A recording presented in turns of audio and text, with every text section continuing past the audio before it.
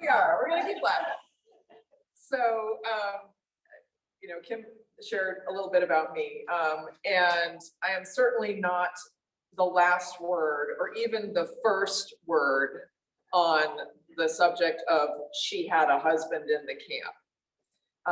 We are barely going to scratch the surface on this topic. And this is, just so you all know, this is really intended as a general interest presentation. And so we're going to cover a lot of ground.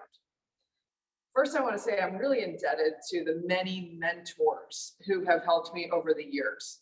Nobody knows everything, but the collective wisdom of the men and women I've worked with professionally and in the hobby have helped form who I am and how I do this and how I look at things. So thank you to all the mentors.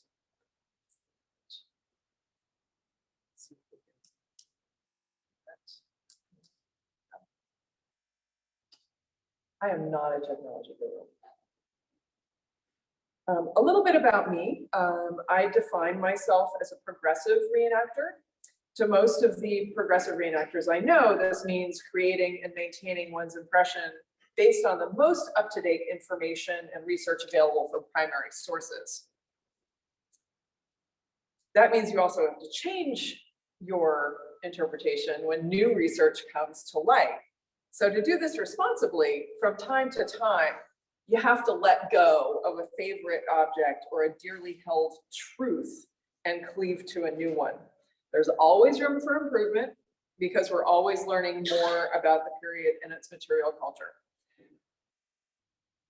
One of the things I do, if you can see the slide, and those of you at home can see the slide, I am an ultralight backpacker. I like to do solo trips in the backcountry modern kit as well as an 18th century kit.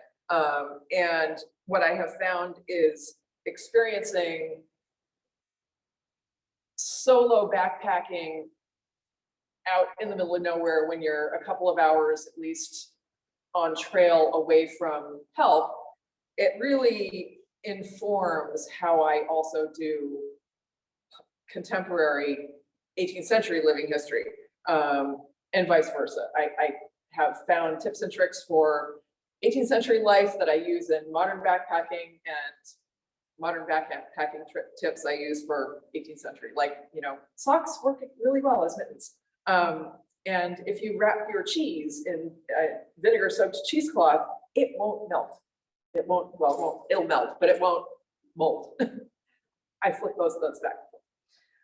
So stuff like that. So some of the things that I have let go in the past few years when new research came available is I used to wear a mustard colored gown, and you can see this in the slide, folks at home. Center front closing, butts up together, and it pins down the front. That is a style that a lot of reenactors were wearing about 10 to 15 years ago. And since then, we've learned a lot more about the stylistic changes, more than just decade to decade in the 18th century, but even year to year. So I had to let that go because a roving's front gown with a stomacher is much more appropriate for what we do in the 1770s. You might see, the upper sort wearing center front closing gowns, but you really aren't going to see those as much until 1780, 1781, 82, towards the end of the war period. So I have a better gown, a couple better gowns, and I also have a better cloak. And just another side note before I move on more into the presentation, when I left Hunterdon County government last year and joined Crossroads of the American Revolution, one of the things that I do now, Crossroads is a national heritage area, and the state legislature of New Jersey paired Crossroads as the nonprofit in the public-private nonprofit partnership that creates Revolution NJ, which is the official organization for New Jersey to plan the 250th anniversary of our nation. All right, now we get into the meat of it. So why would a woman leave? Why would she leave her home to follow the Army? When we think about historic events, we can't help but apply our own experiences, our own values and cultural understanding to the people and events of the past. If one tries very, very hard, you might be able to disassociate yourself from those biases and put yourself in the place of the historic individual. So think about why a woman might leave to follow the army on the move and experience all the hardships that that entails. What could possibly motivate her to go away from the near certainty of lack of shelter, food, a secure place to sleep, and possibly even protection? If she was enslaved or even indentured, she had no personal agency. Essentially property, a woman couldn't control her life. Running away from such a situation was extremely common if one reads the runaway ads in the period newspapers. Most women who followed the army did so because they had no other choice. They were unable to support themselves otherwise while their fathers or husbands were away. They followed the army out of self-preservation to be with their loved ones and keep their families together, and generally to serve their own ends. And the circumstances of war, poverty, or other misfortunes might have kept them from being settled. These women usually represented the lower ranks of society. Unlike senior officers' wives, who typically had income sufficient to sustain them on their home farms or estates. So think about John Adams' wife, Abigail. He wasn't following the army, but he was certainly traveling for the war effort, and she stayed home as a deputy husband and took care of the farm. Junior officers' wives appear to have been of mixed social status. Some followed the army, like their poorer sisters, and others followed the model of senior officers' wives, who rarely stayed in the tents with the men. Officers' wives tended to think about Martha Washington, Kitty Green. They're usually finding private lodgings in a farm or a home near the camp where they can have some modicum of comfort. Only rarely did regular army followers who are attached to men who are sergeants and private soldiers, rarely did they have access to lodgings away from camp.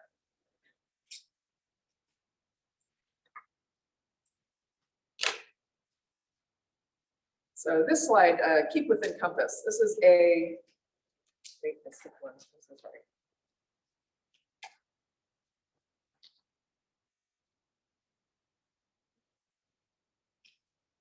The keep within compass is an engraving that describes how the idealized 18th century woman would behave. There we go. This side's technology. The keep within compass, and you shall be sure to avoid many troubles which others endure, is on the ribbon around the slide. And enter not into the way of the wicked, and go not in the path of evil men.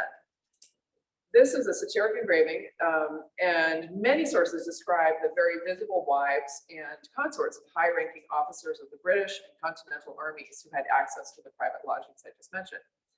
I'm not going to talk about them very much, but this image is a good talking point for army followers. Did they keep within compass? Their compass was clearly different from that of their social and economic superiors. One of my goals within the living history community has been to try to portray a common woman following the army and to normalize the wear and tear one has on one's belongings. Hats go out of round, gowns get dirty from sleeping on the ground, and petticoats get torn from getting caught on briars. Aprons hold the soot from the fire.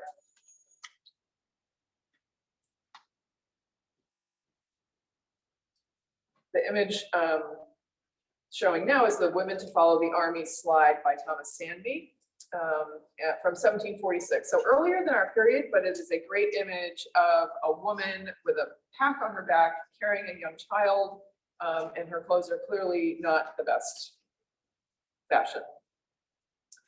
Early in the war, the Continental Army didn't have a system in place to deal with extraneous women. When it began, no one knew how long the war would last, and women were the first in the camps at first were rare to non-existent. They just didn't think it was going to last very long. They didn't follow the army right off the bat. In November 75, Benjamin Church wrote of the American Army around Boston, "They have no women in the camp to do washing for the men, and they general, not being used to doing things of this sort, choose rather to let their linen, etc., rot upon their backs than be at the trouble of cleaning them themselves." So because the men aren't used to doing the laundry, they just do it. Some actually end up sending it home the same way they would send letters with friends or family who are traveling near to their families. To send them a dirty portmanteau full of dirty stockings and dirty shirts to their wives or mom and get some clean ones to come back. Refugees, often with children, followed the army after fleeing their homes that were taken or destroyed by the British. Several regiments carried women and children with them who had fled British occupation and were listed as on the strength of the regiment. Although he doesn't seem to have been happy about the practice, General Washington eventually came to the conclusion that the army had to provide for soldiers' dependents or lose by desertion, perhaps to the enemy, some of the oldest and best soldiers in the service.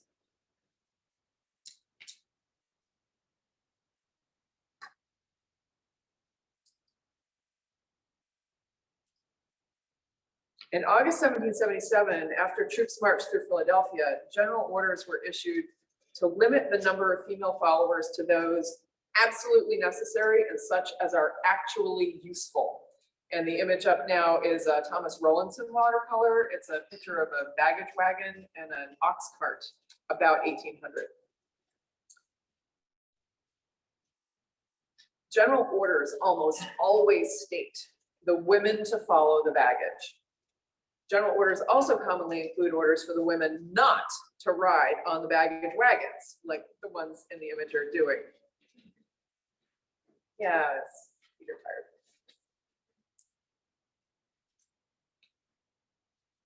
Female retainers are a little rough around the edges.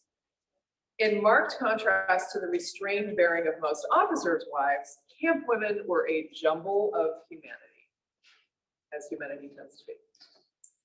In the 18th century, a ranked society still existed, and those in the lower ranks did not share the decorum or social graces of their betters. A tremendous diversity existed among them: married, single, foreign, native-born, some with children, some without, and just as they did in peacetime, women on the margins of society drank, smoked tobacco, cursed, and even brawled. They were openly pregnant in public and gave birth in camp and on the march without the genteel withdrawal of a lying-in period common to the upper classes. Women did what they needed to do to survive and within their own social and economic environment. In 1780, on the way to Tappan, Joseph Plum Martin commented crisply on the disheveled state and variety of camp women with the baggage following some mid-Atlantic regiments.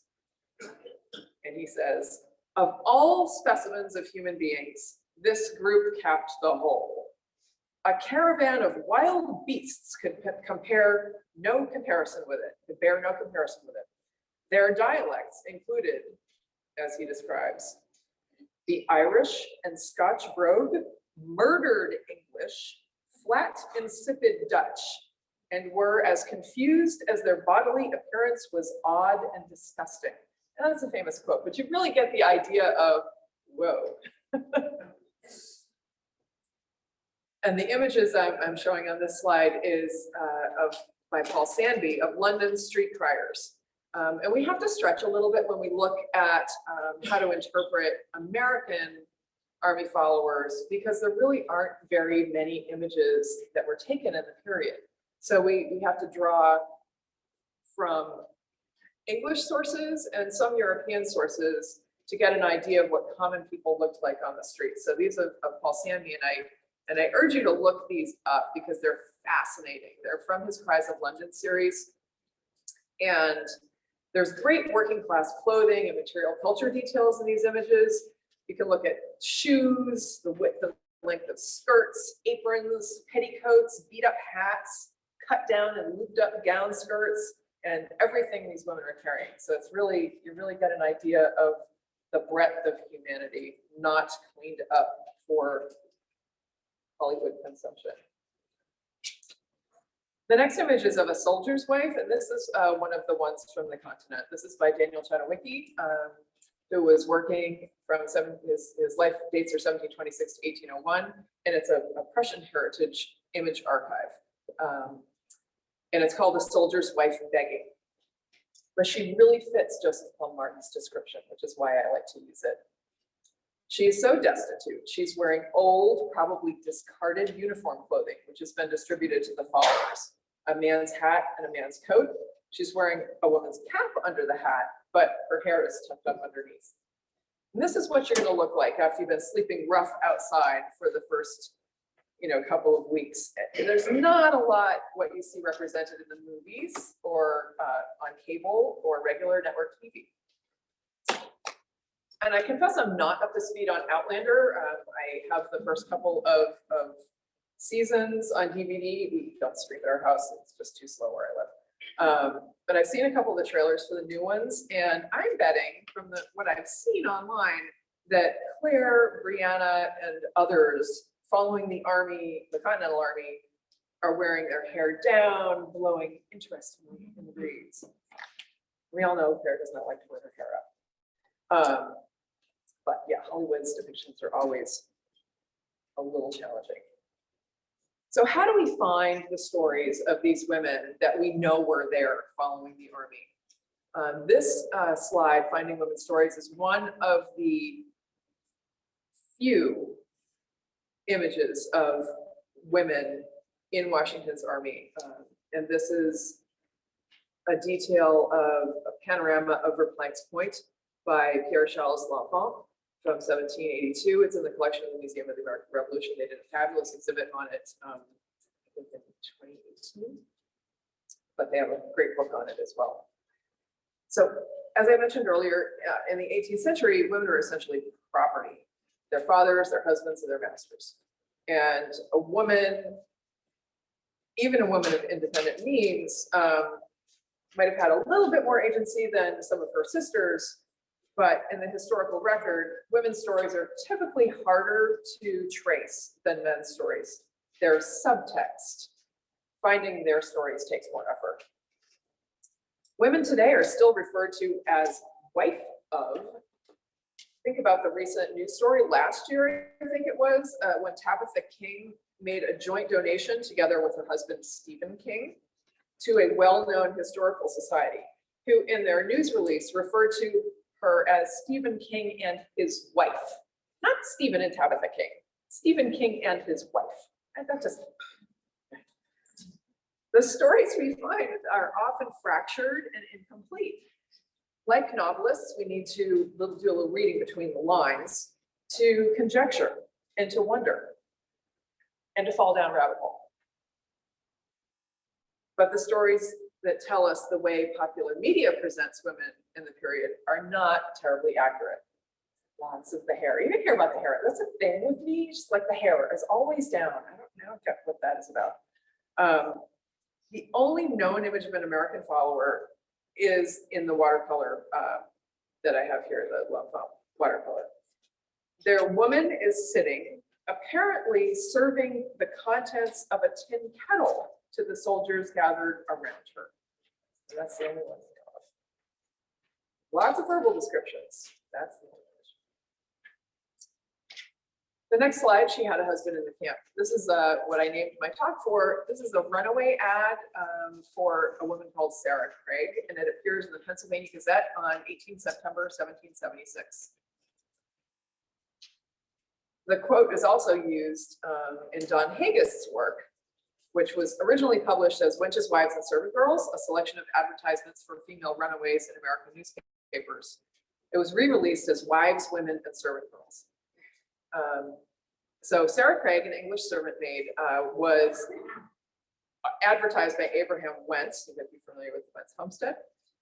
Abraham Wentz offered $8 reward for her in September 76, described her, she is very artful and subtle.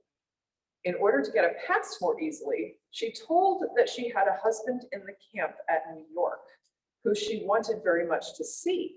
But it is well known that her scheme was to go over to the English army, which she is very fond of. So love and adventure is one reason to take off, which is very Hollywood. Another reason a woman might run away or just leave her home, gone to Valley Forge to nurse the sick at the hospital. This is a runaway ad for Mary Cann, C-A-N-N, who wears a pretty large round roller. And that's a device to raise her hairstyle to a fashionable height, yet she's a servant girl. But she's wearing it with a short gown and a linsey petticoat. So basically the equivalent of jeans and a t-shirt. What's her story? Does she have a sweetheart in the army who fell ill and that's why she wants to go to the Valley Forge to nurse the sick at the hospital? Who is Mary Nuttall, who places the advertisement? Is it her mistress? Where does she live? There's no stolen items listed, and that's kind of unusual. So you can see why, you can go totally down these rabbit holes and find out, who is this person? Why did she take off? What was her mistress like? What was her home life like? So yeah, I have an Ancestry subscription and I just went down the rabbit hole. What I was able to find out is that Mary Nuttall was the widow of Samuel Nuttall, mariner, in Philadelphia. Samuel died in 1775 as an inventory valued at 306 pounds. So not bad. Included a clock and case, a walnut table and chairs, silver spoons, a cream jug, and a pepper pot, luxury textiles, and pictures covered with glass. So clearly living in some comfort. His wife, Mary Nuttall, who listed the ad, was his executrix. I haven't found her inventory, but she did have sons. And despite that, his wife was the administrator for his will. Mary Cann with one N, later on, I was able to find, married Hugh Miller on 3 February 1778. There's several Hugh Millers in the service records. I'm hoping I can still track them down, but she married Hugh in February and ran away in August. So more to find about Mary Cann. But that's just an example of the kind of cool stuff you can look at and dig into when you're looking at runaway ads to maybe inform a portrayal. And this next story is one that I am indebted to John U. Rees, R-E-E-S. John is a fantastic researcher. He's published a book, he's working on another, and his articles, his body of work is largely available online for free. There's no subscription. He has a website, and if you just Google John U. initial Rees, R-E-E-S, you will find his stuff, and he's amazing. So he researched Susanna Grier, and the image that you're looking at on your handout and at home, her clothes were more than waist high. She waited before me. This is a photograph of a couple of us who were waiting across the Brandywine River. Susanna Grier was with Captain William Hendricks Pennsylvania Rifle Company on their march through the Maine wilderness with Benedict Arnold in 1775, and is described in an account by John Joseph Henry. So hold on, this is kind of long. This morning, the 1st of November 75, breakfasting on our wherry, we took up the line of march through a flat and boggy ground. Around 10 a.m., we arrived by a narrow neck of land in a marsh, which was appalling. It was 3/4 of a mile over and covered by a coat of ice 1/2 inch thick. Here Simpson concluded to halt a short time for the stragglers of named Captain William Hendricks and Captain Matthew Smith's companies to come up. There were 2 women attached to these companies who arrived before we commenced the march. One was the wife of Sergeant Grier, a large, virtuous, and respectable woman. The other was Jemima Warner, the wife of a private of our company, a man who lagged upon every occasion.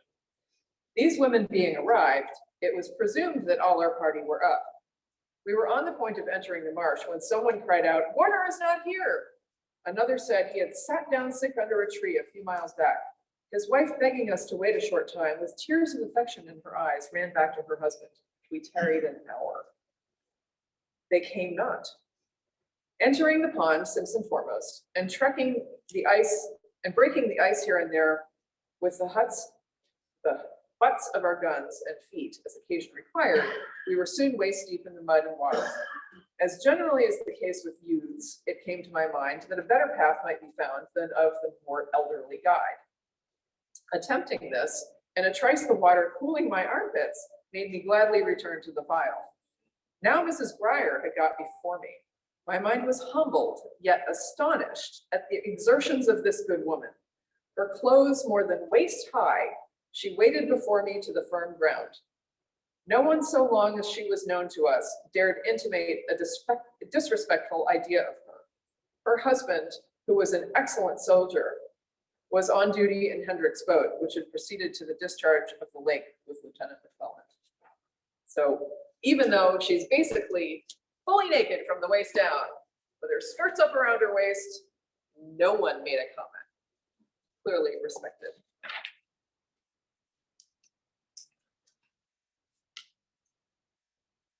A little bit more on roles in the Army. Another really interesting portrayal is of refugee. And this slide shows a mix of photographs and historic image. Contemporary news images from Ukraine that show millions of people fleeing their homes, and some are still fleeing, with little other than their clothing, pets, children, and maybe a suitcase or a backpack, brutally demonstrates that becoming a refugee is not something to choose lightly. It's not like going on a fun packing trip or a vacation. These are people who have no alternative. For reenactors, this can be a really poignant discussion with visitors who may have inaccurate ideas about what camp follower means. Thanks, 19th century historians. And by the way, let's try to excise that term from use. Can we please just be followers, or army followers, or women with the army, or women of the camp? Because we all know what the other implication is, and it's not always accurate. In fact, rarely was it accurate. And while I wasn't able to use images from popular TV shows or movies in this talk due to copyright, think about a refugee from a film you might have seen. So this is going back a little ways, so those of you who are under 30, forgive me, but The Patriot, if you remember Mel Gibson's sister-in-law, who he later marries, is shown again with the beautiful, and she was gorgeous, beautiful, long, flowing hair down to her waist, out in public.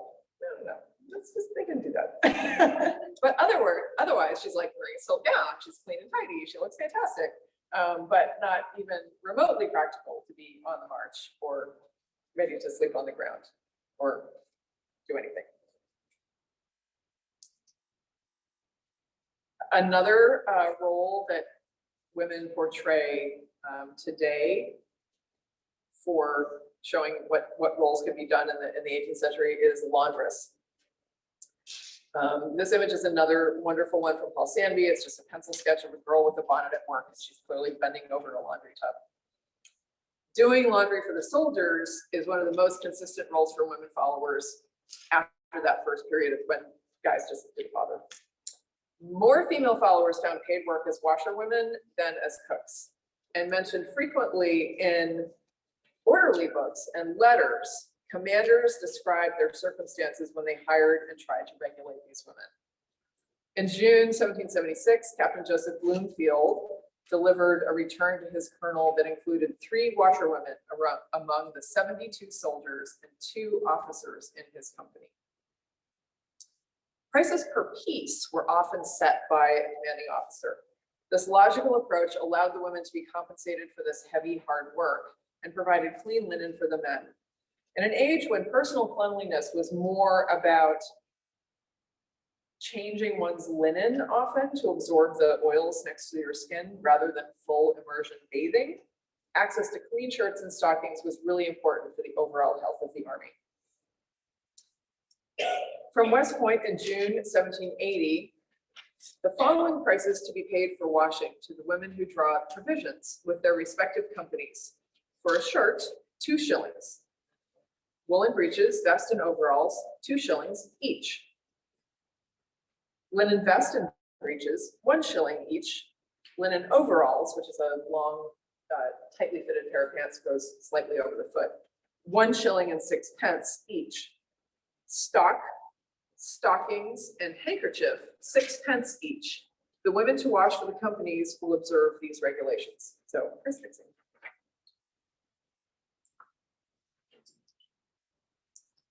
A little bit more on laundresses. In the same 1783 letter to Morris put it previously, Washington came to the conclusion that the Army had to provide rations for soldiers' dependents or lose by desertion, perhaps to the enemy, some of the oldest and best soldiers in service. I totally like that book. Because although many women tried to work for their keep, the soldier, nay, the officer for whom they wash has not to pay them, Washington stated. The slide shows members of the contemporary civilian contingent living history organization wringing out a shirt over a wash tub set on a wheelbarrow after it's been soaked and scrubbed on the tub. In the second picture, Anna lifts a shirt from the boiling pot and allows it to drain before setting it in an empty tub. It then will be wrung out and laid on the grass to dry. It's really hot, exhausting work. I participated in this scenario. I stepped back to take some pictures here. But the clothes that dry on grass are amazing. Also, there are numerous other possible steps that a laundress could take to get the clothes really clean, including beating and bluing. That's a whole different presentation that we're not doing today.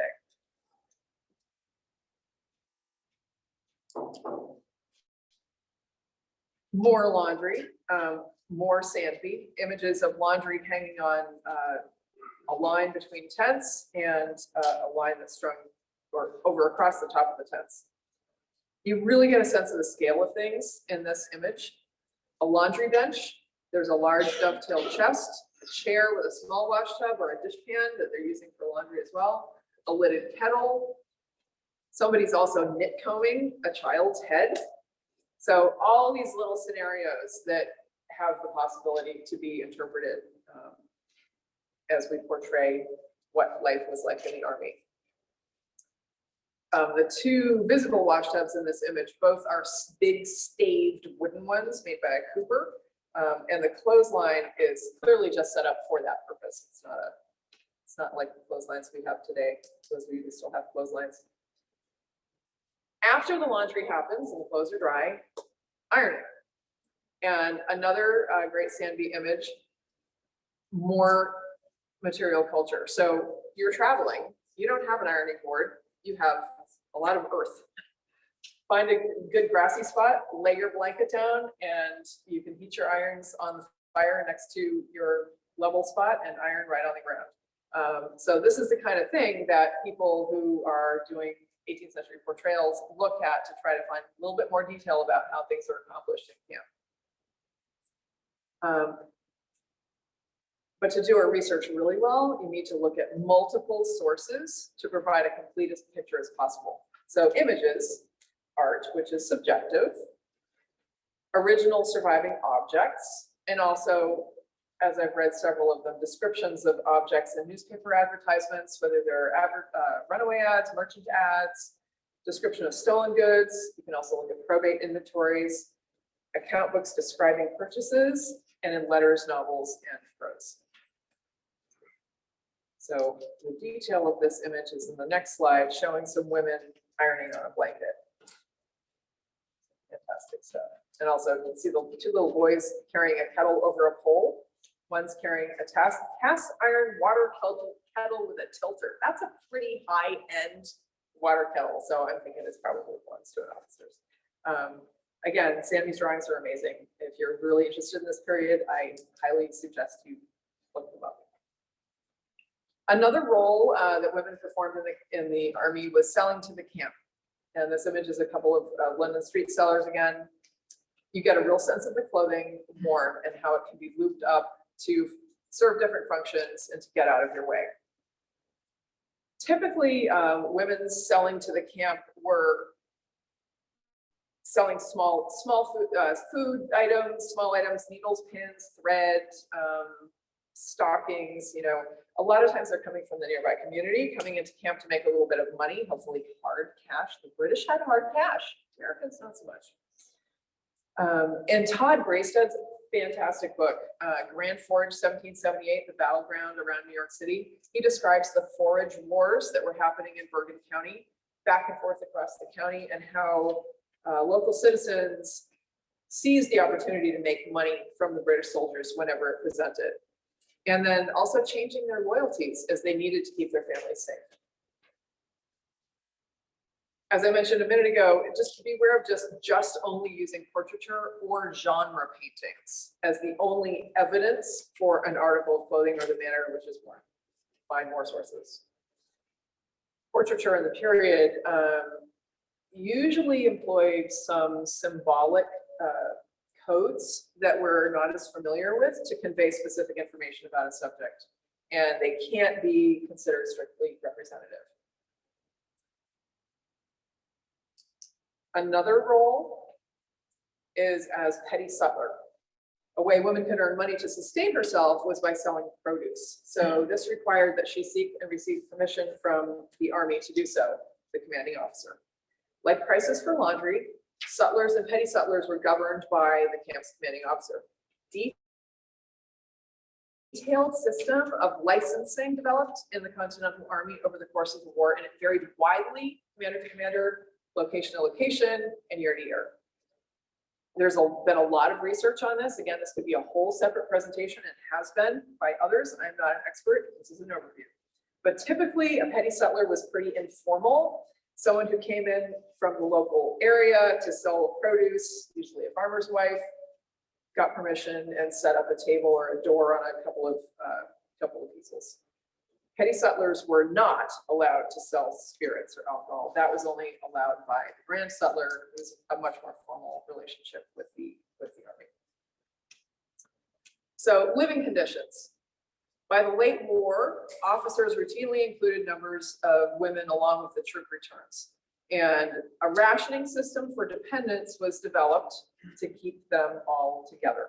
Women drew one ration each, no rum. Sometimes they drew half a ration. Again, women were never given alcohol. Numbers of women varied by regiment. And when encamped for the winter, like at Morristown or Valley Forge, some of the regiments recorded huts reserved for the women. At one time, the New Hampshire line had 36 soldiers' huts, 10 officers' cabins, 3 kitchens, and 12 women's huts. And that was, this is an undated account of the Quartermaster General's Department from 76 to 83 in the manuscript, quoted in Hollymeyer. The first Massachusetts brigades reported that they had 94 soldiers' huts, 54 quarters for officers, 28 kitchens, but only 10 huts for women. So you got to get an idea of the proportion of women that were allowed.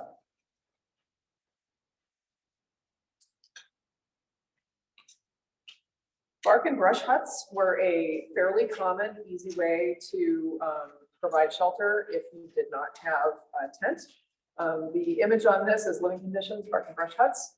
The National Archives of Canada image appears to include a bark-roofed shelter on a latched frame, and the photograph of the brush shelter provided shade on a hot weekend at Monmouth Battlefield. This was a rare living history event in that no women attended with the unit, but it's really interesting to see kind of in both these situations how a pared down domestic interpretation can still feel a little bit homey. And the Pennsylvania State Regiment Orderly Book in 1777 at Fort Mercer on May 24th indicated that there would be 1 tent for 6 men, or 5 men and 1 woman. Okay, a little bit more on food rations and cooking. So when women were present in camp, their primary duty was not cooking for the men. And this is something that is a little backwards in a lot of contemporary interpretations by reenactors. Women received rations, they varied, but they typically assigned one of the soldiers in each mess, usually 5 or 6 men, sometimes up to 10, would assign one of those soldiers to cook for the men.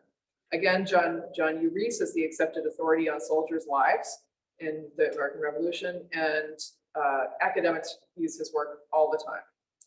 One of his articles, a series of returns on the daily issues of provisions to the troops at the post of Wyoming when they're on their way up through the Finger Lakes burning the Iroquois towns, mentions that food included 1 full ration per day, the same as men for women. And those rations consisted of a pound of flour and either a pound of pork or 1 1/4 pounds of fish, because they were right against the Susquehanna River. All right, carrying what you need with you. There are a lot of ways to carry what you need, but looking at original artwork gives us some clues about how people could have carried their belongings. In the left slide, a woman carries a huge wallet, probably a bed tick. It's really just a large bag closed at each end with a center slit to put your contents in. For a bed tick filled with straw, it was usually stitched closed, so you would lose the straw. But for a container to carry goods, the slit remained open and could be twisted in the center to keep it closed for when it's slung over your shoulder. The center shows a woman reenactor carrying a bundle, and it's tied onto her back with ropes. It's her blanket. And the Rollinson image shows mother bundle in a rage. She's carrying one in each hand and also one on her back. And there's an ongoing discussion in reenactor world about whether or not women should carry wallets, as they've come to be called market wallets. But they are absolutely handy and lightweight as luggage. And this is the image I like to use when I'm making the argument for them. Okay, and preparing for the semi-quincentennial. How do we do this? You want to ask yourself, if I'm going to portray a woman, where is she from? What is her economic status? Why did she leave? And what might she own?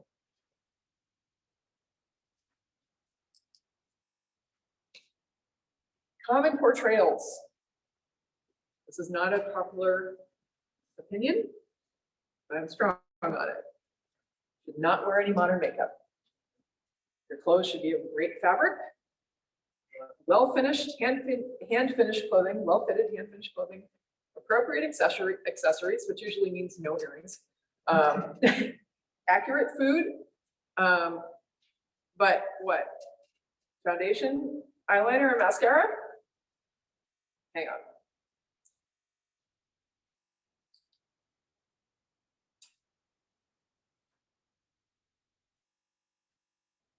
For women portraying soldiers' wives, tradesmen and farmers' wives, or any of the lower to middling status, a makeup-free face will go a long way to making your impression more historically accurate. Not that women in the period didn't use cosmetics, but they were typically employed by women in the elite, actresses, women of dubious moral character, and prostitutes. As with most elite fashion, in any period, when it's worn poorly, inappropriately, or without the necessary grace, stature, or skill, it just makes you look stupid. So, and here's a great example, and this is, I'm trying to show you how you can pull from different sources. In Tobias Smollett's The Expedition of Humphrey Clinker, it's a satiric novel that was published in 1771. There's a great and pretty funny description of a servant, Mrs. Jenkins, who attempts to rise above her station, and it does not work. And I quote, "The lady was all of a flutter with faded lutestring, washed gauze, and ribbons 3 times refreshed. But she was the most remarkable for the fissure of her head, which rose like a pyramid 7 inches above the scalp, and her face was primed and patched from the chin up to the eyes. Nay, the gallant himself, who accompanied her, had spared neither red nor white in improving the nature of his own complexion. In this attire, they walked together through the high street to the theater, and as they passed for players ready dressed for acting, they reached it unmolested. But as it was still light when they returned, and by that time the people had got information of their real character and condition as servants, the people hissed and hooted all the way, and Mrs. Jenkins was all bespattered with dirt, as well as insulted with the name of Painted Jezebel, so that her fright and mortification threw her into a hysteric fit the moment she arrived home." So my point on this topic is simple. If you like to wear makeup in your modern life, go for it. I do too. But please skip it if you're interpreting Woman of the Army. It's a sure way to ruin the credibility of your impression. And it's not like you're going out naked if you have a clean face. All right, and the line "Dare to be ordinary" is by a dear friend and colleague who uses this mantra. It's great advice, because if you're portraying someone of the lower sort of society, if you're wearing something common like linsey petticoats, striped linsey petticoats is dead common. It's rare as hen's teeth now, but in the period, we see it everywhere. So look for the ordinary. Contemporary society likes the extraordinary, and we all like to set ourselves apart. But if you keep it ordinary, you will be more likely to be appropriately attired in the 18th century.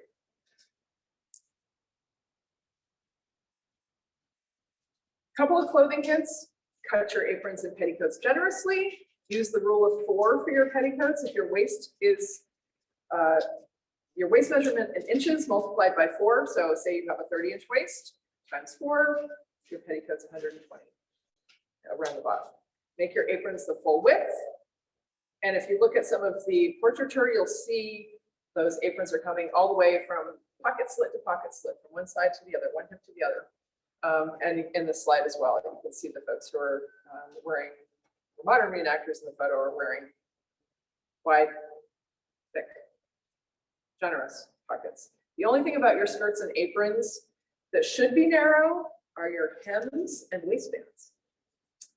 Try to get them half an inch or smaller. And again, this is a great way to look at original objects. There's so many resources available online with museum collections. Carrying water is another thing that we see that can be a pitfall. Armies on the move drank from the water sources they passed or encamped near in the period, but this sometimes caused illness when the sources were contaminated, and it's certainly not an option today. So how do you carry water as a civilian if you're doing an army portrayal? We probably shouldn't be using army issued canteens. There's probably a few out there because people are picking them up off the field, stealing them, and they're nice military tin canteens because they don't make the water taste weird, like my gourd does. But a gourd is a very common, easy, inexpensive way to carry water, especially if you wax it on the inside. And if you drop it, it might crack, but it's probably not going to smash. So anyway, make sure you have a supply of water with you to stay hydrated. Dehydration is no joke. Cooking on blankets, which is another thing that you would need. White blankets are generally safe. White striped with at the end with blue, brown, or black stripes is generally safe. You can see my friend Anna, who's also the laundress in the earlier slides, carrying a TR Quednow handmade blanket. They're pricey, but they're thick and warm. Rob Stone also makes quality reproductions. And some people can find good blankets at a thrift store that can pass. Just take off that satin binding and hem them by hand. I tried to show some images of white blankets, but you really can't see that in a photo because when you're trying to photo white, it just doesn't work.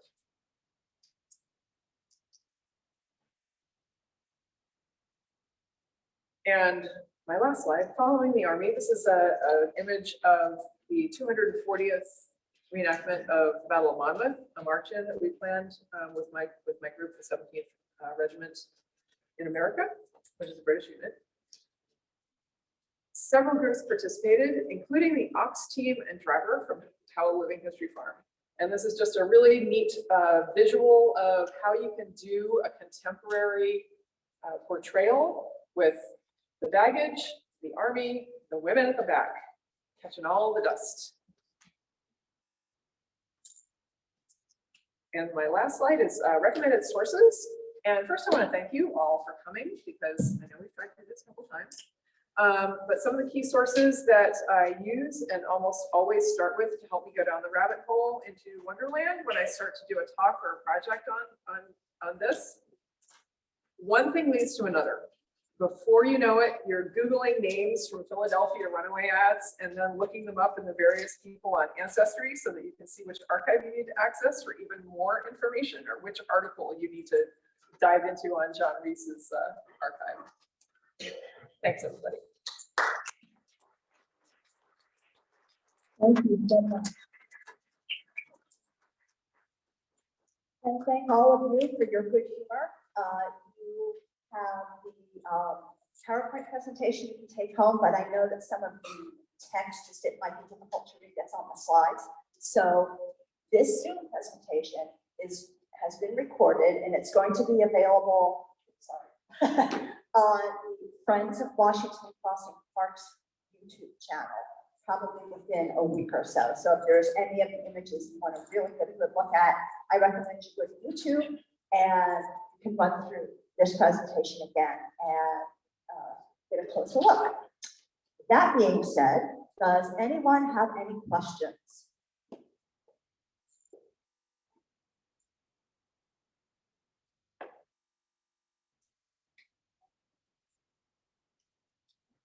Thank you very much for your presentation. You talked about women in primarily what we would call combat support roles, laundry, feeding, and things like that. Do you have anything to share about women in combat roles, such as Mary Ludwig Hayes in the Battle of Monmouth, the famous volley pitcher, or Margaret Corbin in the Battle of Fort Washington? I specifically did not deal with women who picked up mostly their husband's role in the Army. There's been a lot written about them, and they are the extraordinary rather than the ordinary. There are a few people who portray those individuals. They do so well, and it would have made this talk way too long. So that's something kind of like laundry that and sutlering that deserves its own talk. And there's a lot of information about those women out there. It was really uncommon, and that's why I think they were made so much of. For a woman to step that far out of her normal traditional role, to step out of compass and to do that. But my understanding is they're mostly working on, picking up when their husband was injured, picking up his role and carrying it on in a situation that required extraordinary effort. All right, we have a question from our online audience.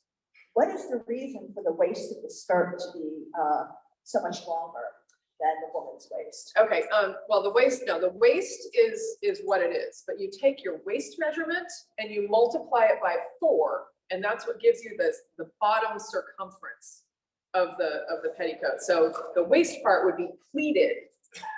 So you take 120 inches of fabric and pleat it down to 30 so that it fits your waist. The other good thing, and I wish I could have shown you more than just the little pictures on in your handouts, what women's clothing looked like. If I know we were going to have issues, I would have come dressed. So I was at a living history event before I came here today. But the nice thing about petticoats in this period is they're very adjustable. They're made on a waist tape, so they tie front and back, and you can overlap or expand the side slit as much as you need, depending on how your shape changes with pregnancy or with age or weight loss or gain. They're pretty awesome.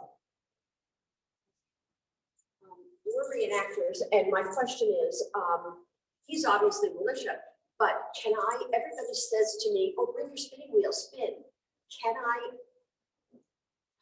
Is that accurate?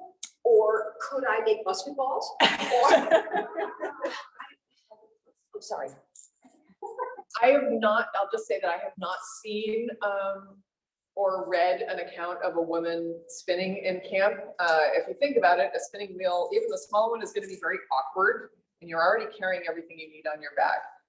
Certainly if the militia company is camped near a farmstead, you might, say, hey, I know how to spin, and you have linen or wool that needs to be spun. How about we trade, and I'll do it, a couple of days worth of spinning, and you give me some produce or meat or whatever you need, clothes, whatever. That's certainly something, but I wouldn't think that it would be typical for a woman to carry a spinning wheel with her. Could I drop spindle? Possibly. At least that would give you enough to, knit something small like knits or stockings, or, prepare enough thread for darning. All right, another question from online. I have heard that if the husband of a follower died in battle, she would find another husband. Anything in the historical record on that? Oh, that one. I'm sure there were occasions where a man or a woman was made to marry in order to stay with the Army. There's a couple of them out there, but I don't think it was common. There's certainly on the campaign with the Continental Army, on the campaign against the Iroquois and Sullivan Clinton, there were women who were not married who were with the Army. So there's so much variation in what a commanding officer was going to require or not require. I wouldn't say that that is set in stone. It's kind of like rations. It depends. Hello, a question on the pay. You said that they got 2 shillings for a piece of clothing, or a shilling and 6 pence or whatever. What was that relative to, say, what an enlisted soldier would get paid? Who paid for the laundry? Was it the Army, or was it the individual soldier? You know, really, how much could a woman make doing laundry for the Army? Yes. Sorry, it is not a set answer. Kind of like rations, pay varied unit to unit, campaign to campaign. What kind of money was being used to pay Continental scrip was generally pretty valueless fairly early in the war. What women were paid was set by the commanding officer basically so that they wouldn't be price gouging. Because the concern was that men would not be able to pay to have their clothes cleaned. They didn't have the time or the wherewithal for soap. They were issued soap. There's a lot of variation again with laundry. And again, that's a whole separate topic and I am not an expert on it. A really good source for a deeper but not insane like archival dive into laundry and rations is in Holly Meyer's Belonging to the Army. She goes into a fair amount of detail and she's got a lot of footnotes, so you can kind of check from place to place, but pay for washing varied, and some of the officers as well would keep their own servants who would do their laundry.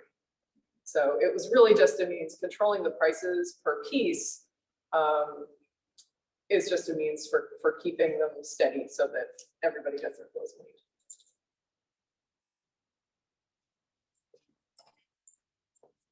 Do you know how often these units would be on the move? Did they stay at one place for a day, a week, or a month? Not a month generally, but sometimes, I don't want to say never. So winter encampments, Valley Forge and Morristown, they were there for the whole winter. But yeah, sometimes they were only there for a night, and you read a lot of times in the accounts about soldiers, you know, they're on the march, they lay down on their arms in a cornfield. You know, they marched as far as they could go. Their officer knew they were about ready to drop. He just said, all right, everybody sleep. They just lay down in the cornfield in between the rows, not very comfortable, but they're exhausted. They sleep, they get up the next morning and off they go. If they're going to be at a place a couple of days, they might make more effort to make a camp where there's actually in the British Army, which was fairly early on adapted by the American Army, many of the officers had been trained in the British Army or had some knowledge. So there's a system of castramentation, which is basically a system for how to set up an army camp or a military camp that indicates, you know, how far tents should be set up apart, how close together, you know, tents in a row, this row, that row, how far away is the nearest drinking place, you know, how wide the company streets are, if they're going to spend the time keeping the private soldiers busy. They have them dig latrines, they have them dig camp kitchens, and it keeps them busy and it keeps the camp clean. We have time for one more.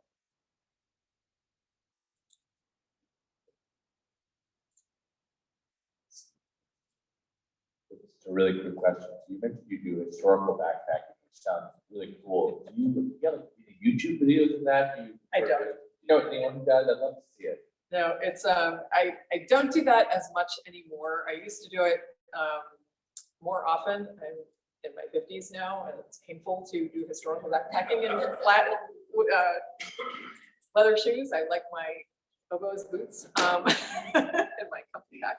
But the group that I used to do that with a lot was the Augusta County Militia, which was sort of one of the early progressive units in the hobby. We started doing that kind of thing every summer for like 4 or 5 days. We'd go out, sometimes the Adirondacks, sometimes way out Western PA, sometimes in the Carolinas on a canoe trip. But yeah, it was just basically, if you remember the image of the woman with the big wallet over her shoulder, picture a slightly smaller one and also a blanket roll. There's a couple images of me with my blanket roll around. So, carrying a small wallet that has my food and my extra clothing. So everything has to serve a dual purpose. But yeah, it's and the one with me with the skirts kilted up, it's that was a thing. You just take just like with modern backpacking, you take off your socks, you put your shoes back on, and you walk through the stream. All right, I have actually a couple of announcements for you. The first is you're all welcome to the Riverview Room. We've got some snacks set up there if you'd like to come out. And also, Carrie mentioned Johnny Reeves a couple of times as being an excellent source for almost everything. Yes. And I want to let you know that Nathan's Papers, the organization Nathan's Papers is actually going to be hosting their second annual Authors Conference here at the park on April 15th. Check the website. But John is actually going to be here as part of that. So if you're interested in meeting him, speaking to him, attending, the way it's set up is like we're going to be panel discussions, it's an all-day thing. So you might be able to come by and see him and ask any questions. That being said, again, I want to thank you all for attending, for your patience, your good humor, and thank you for coming and sharing your expertise with us. It's deeply appreciated. And thank you all. Have a good afternoon. I hope to see you.